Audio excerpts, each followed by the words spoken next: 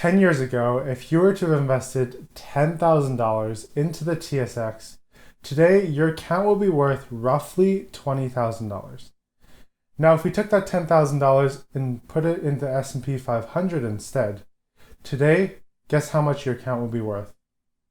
Your account will be worth a total of $45,000. So the difference in those returns is roughly 250% or $25,000.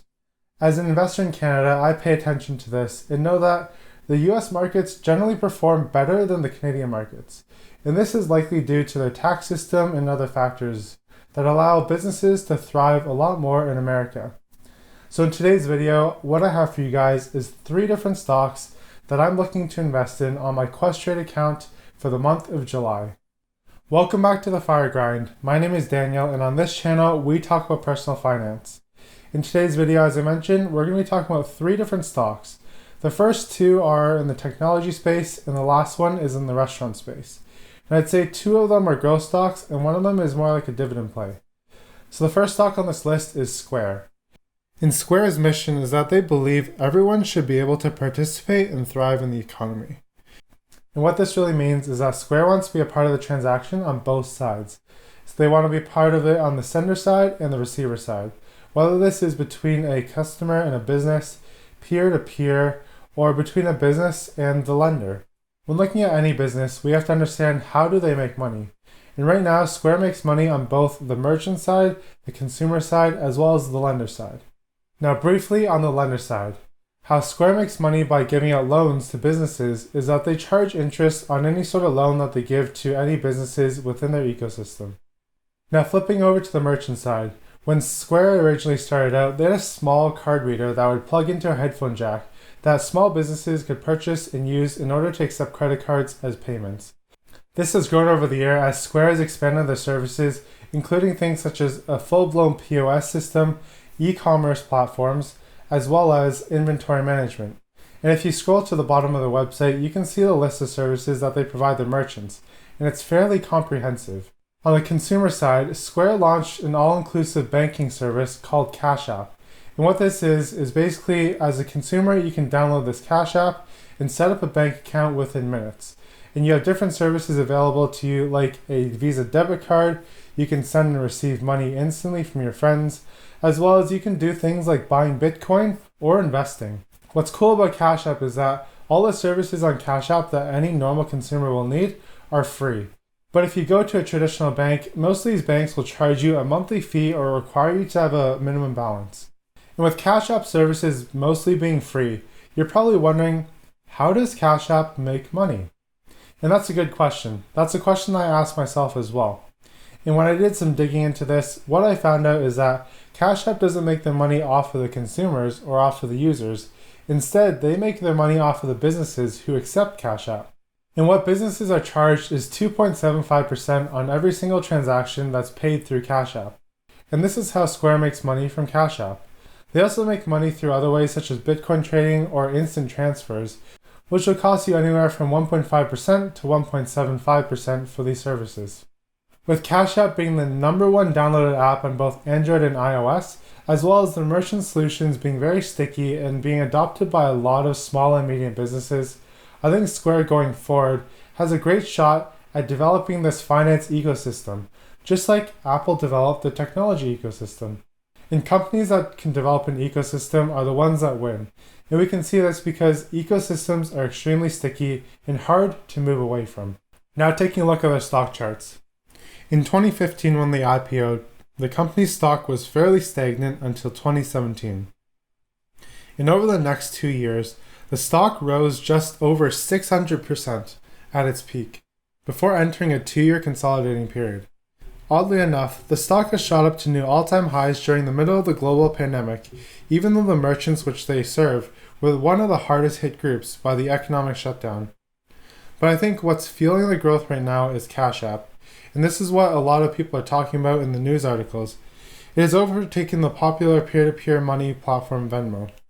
With more users coming onto the Cash App system and more businesses signing up with Square's merchant solutions, what Square can do with these 2 user groups is encourage more spending through their cash boost. What Cash Boost offers the consumer is cash back, and what Cash Boost can offer the merchants is more gross volume sales. This is a win for everyone because consumers can save money, businesses can get more business, and Square can collect more transaction fees. If we take a look at their financials, they have a current ratio of 2, which is very healthy for any sort of growth company, and last year they switched over to profitability. So no longer is Square losing money, they're actually making money on the bottom line. Their cash flows have been positive the previous 3 years, which is also another good sign for a company during this pandemic. And if we look at the revenue growth, they're growing the revenue at roughly between 40 and 50% year over year, which is phenomenal for tech companies, especially a company of this size, valued at roughly $50 billion today. For me, the price target for Square right now is to wait for the stock to fall back to around $100. And this is because its previous all-time high of $100 is likely going to be the next support level here. And I think with a bunch of earnings coming out in the next couple months, Square stock could see some volatility in it as companies are going to have some mixed earnings with the coronavirus affecting many businesses. The next stock on this list is Facebook, and Facebook really needs no introduction. You guys all know that Facebook owns Facebook, Instagram, and WhatsApp, and these are all massive social media platforms. Other platforms like Snapchat and TikTok are still nothing in comparison to Facebook's user base. Although, you should watch out for TikTok because that's really gaining a lot of popularity these days. Now to answer the question of how does Facebook monetize its users? And essentially how Facebook makes money is that 98% of their revenue comes from ad revenue. And if we look at the global advertising market and how much revenue Facebook pulls in, we can see that the global advertising market is roughly around $563 billion, whereas Facebook in 2019 pulled in $67 billion. So that's roughly 12% of the market, meaning Facebook has a lot more room to grow. So the next question as investors is that why do businesses continue to flock to Facebook for advertising? So I myself run a Shopify store, and if you're wondering what that store is, you can check out the description down below. But for me as a small business owner, I flock towards Facebook because when I look at all the different options out there, I can either do TV ads, I can do bus ads, elevator ads, movie ads, or I can use social media ads. There's also the other option of Google ads. But the reason why I choose Facebook ads is because Facebook ads are actually fairly inexpensive compared to the other platforms. Google ads, I've checked it out, and it's quite expensive to run any sort of Google ads campaign, especially when I'm testing out my business. On Facebook, I could start with something as little as $1 per day. And for Facebook ads, these advertisements don't even need to look professional, versus like TV ads, bus ads, or movie ads. The reason is because a lot of the content on social media is shot with a smartphone by very amateur users. They're shooting stupid things like the spicy noodle challenge or silly things that dogs do, and the camera movement is just extremely shaky. So as a business advertising on Facebook, you don't need to have some high video quality for an ad because this could stick out as a sore thumb to users when they're scrolling through their feed.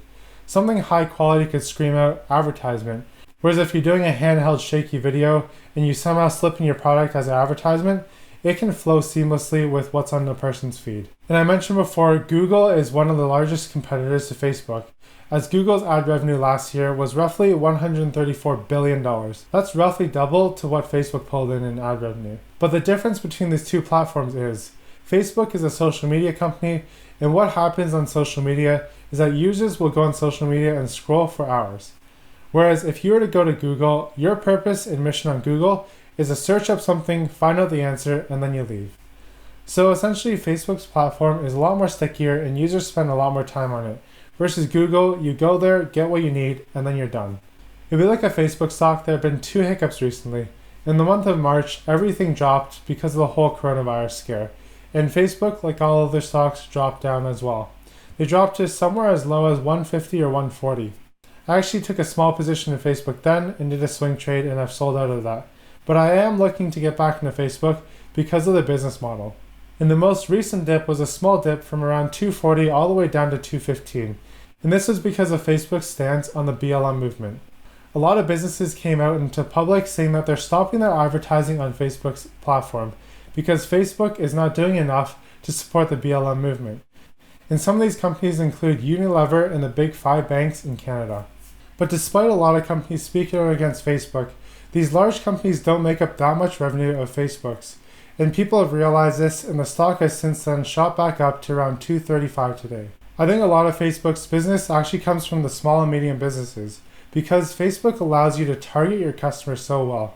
Facebook builds up a profile of every single user on their platform, and how they build up a profile on a user is through the pictures, through their chat, and through what they share on their social media feeds, as well as what are their interests and what they look at on social media.